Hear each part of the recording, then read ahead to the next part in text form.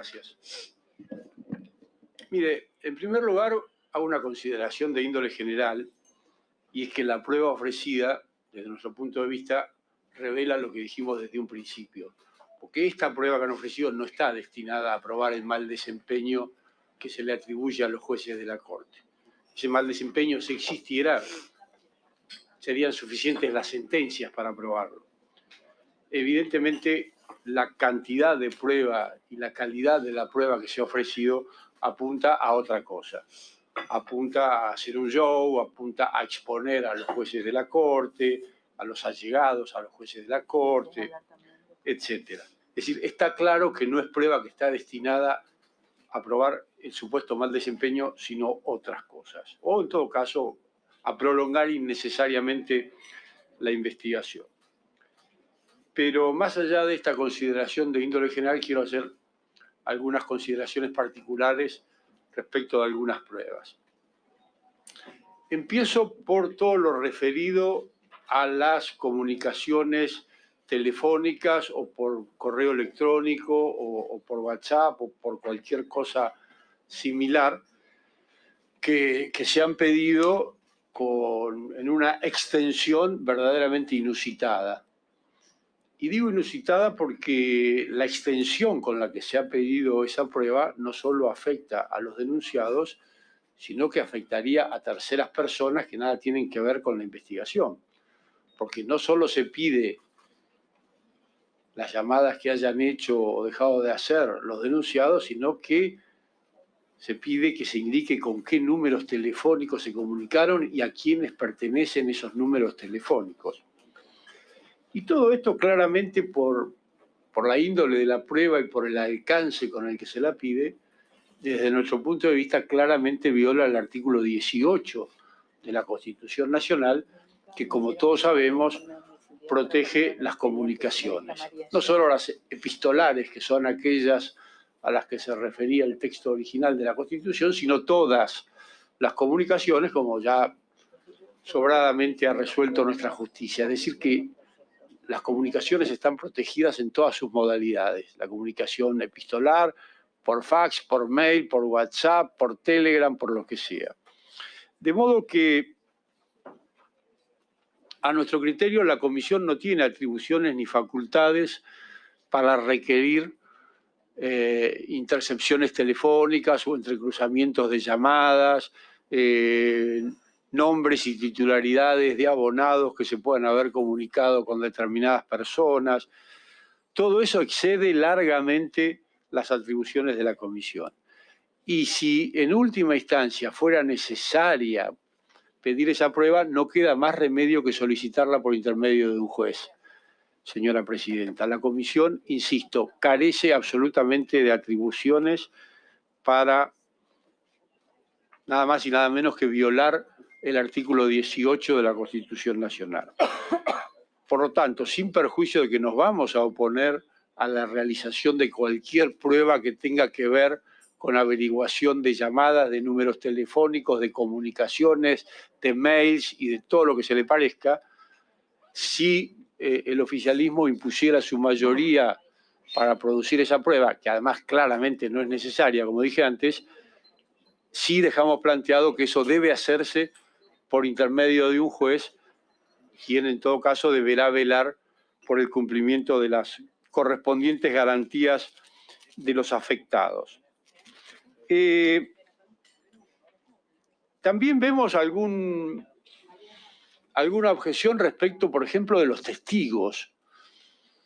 Los testigos, de acuerdo con las normas de procedimiento en materia civil, penal y cualquier otra materia que se les ocurra, deben ser personas que contesten y expongan sobre hechos de los que tengan conocimiento directo, de hechos que conozcan a través de sus sentidos.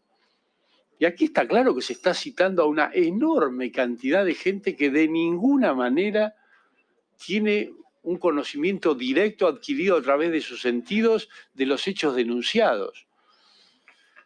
De modo que más allá de la impertinencia de la prueba, una vez más queda en evidencia que el propósito no es acreditar el mal desempeño, sino desacreditar a los jueces, que es otra cosa muy distinta. Y respecto de los testigos, quiero hacer hincapié en dos, que tienen una situación muy particular, que son los testigos Robles y D'Alessandro, que están además involucrados en esos chats que seguimos sosteniendo que son ilegales, que seguimos insistiendo en que no sabemos si son veraces tampoco, y sin embargo se insiste en hacer gala de ellos.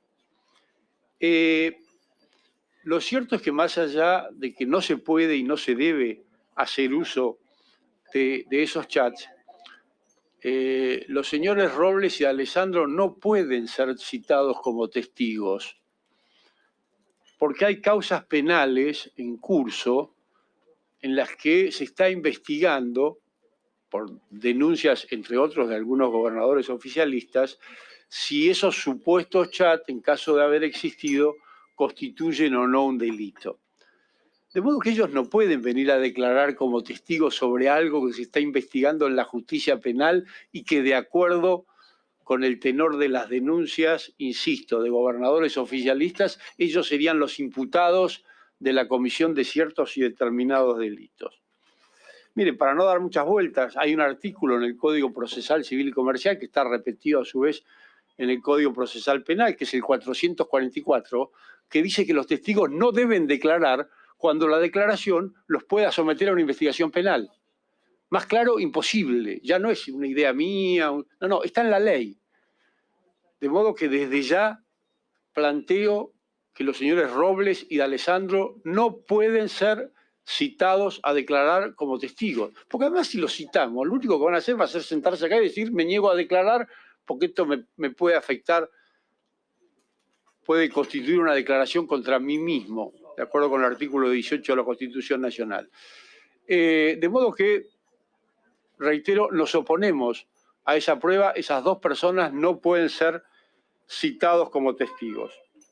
Llegado el caso, como supongo que iremos citando en tandas a los testigos, podemos analizar caso por caso, pero insisto en que la mayoría de los testigos no son personas que tengan conocimiento directo y propio de los hechos, sino que en todo caso van a venir a contarnos la noticia que leyeron en los diarios.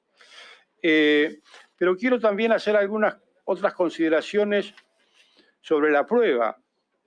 Por ejemplo, en la prueba informativa y cuando se le piden informes a la Oficina de Escuchas Judiciales del Poder Judicial, se pide, por ejemplo, establecer llamadas entrantes y salientes de las líneas telefónicas que resulten relevantes a los efectos de la investigación. ¿Pero qué es esto? ¿Vamos a pedir las llamadas entrantes y salientes de todos los teléfonos de tribunales? ¿De todos los tribunales del país? No, así no se pide la prueba. La prueba se pide identificando, en todo caso, teléfonos, titulares, quién lo usa, en qué oficina está instalado, etcétera. Pero esto es una locura. Así al voleo pedir las comunicaciones entrantes y salientes de todos los teléfonos de tribunales. Por supuesto que esto no puede ser así. Lo mismo pasa con los pedidos de informes al Consejo de la Magistratura o al Gobierno de la ciudad respecto de las direcciones de mail o de correo electrónico, por ejemplo, del ministro D'Alessandro. Esto es intervenir, interceptar, interferir en comunicaciones privadas. Esto no puede ser objeto de prueba, y menos sin la intervención de un juez que verifique el cumplimiento de las garantías constitucionales. De modo que también nos oponemos a todas las pruebas que se solicitan tanto al Consejo de la Magistratura como a la propia Corte Suprema para que informen números de teléfono de personas que teóricamente podrían ser testigos en la investigación. Todo eso no lo puede hacer la Comisión, no tiene sentido hacerlo, y en última instancia, si por alguna razón que no alcanzo a comprender fuera necesario y el oficialismo lo votara imponiendo su mayoría, reitero, hay que hacerlo a través de un juez. Lo mismo pasa, por ejemplo, se piden los videos de una fiesta de cumpleaños privada, pero esto ya es el colmo. mayor intromisión en la intimidad de las personas no se me ocurre.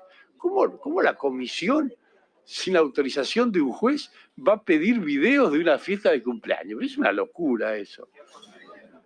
No sé, veríamos cuando soplan las velitas, qué sé yo, vaya a saber. Estación de chusmas.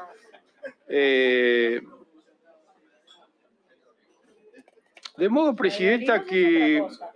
La de Olivos es otra cosa, es un ilícito.